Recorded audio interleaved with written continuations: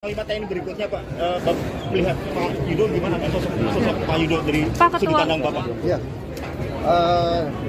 saya kira jelas beliau mampu.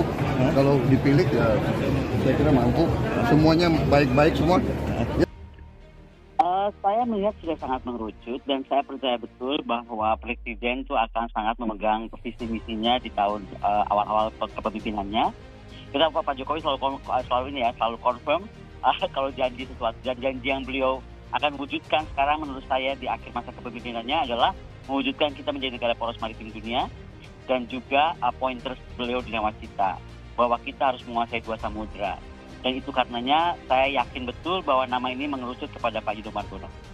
Saya 99,9% yakin bahwa kemarin dipanggilnya beliau oleh Pak Pratik itu adalah tanda-tanda bahwa beliau akan yang menjadi dipilih menjadi Panglima TNI. Dan sekali lagi lepas dari itu memang saya merasa Presiden pasti akan memenuhi komitmennya saat awal betul-betul mewujudkan poros maritim dunia dan bagaimana kita menjadi mencapai apa yang kita cita-citakan dalam konsep nawacita Presiden. Masa jabatan Panglima TNI Jenderal Andika Perkasa bakal berakhir pada Desember tahun 2022 karena sudah memasuki masa pensiun. Pergantian itu akan dilakukan secara langsung oleh Presiden Jokowi. Selain Andika, ada 3 sosok yang juga segera pensiun yakni KSAL Laksamana Yudo Margono, KSAD Jenderal Dudung Abdurrahman, dan KSA Umar Sekal Fajar Prasetyo. Anggota Komisi DPR RI Bobi Adityo Rizaldi mengatakan, pemilihan Panglima TNI itu dilakukan sebelum pemilu 2024. Menurut Bobi Adityo Rizaldi, soal perpanjangan masa jabatan Andika Perkasa, Bobi meyakini Jokowi bakal memiliki rencana yang tidak bakal membuat gejolak yang tinggi. Terlebih, menjelang pemilu 2024. Sampai saat ini kami masih meyakini bahwa Presiden memiliki rencana yang cukup bisa membuat tidak banyak dinamika, ujar Bobi dalam diskusi interaktif Total Politik. Apalagi kan kita baru pertama kali besok 2024 itu ada perhelatan sangat besar, pilkadanya juga dari ratusan kabupaten kota dalam tahun yang sama, sambungnya.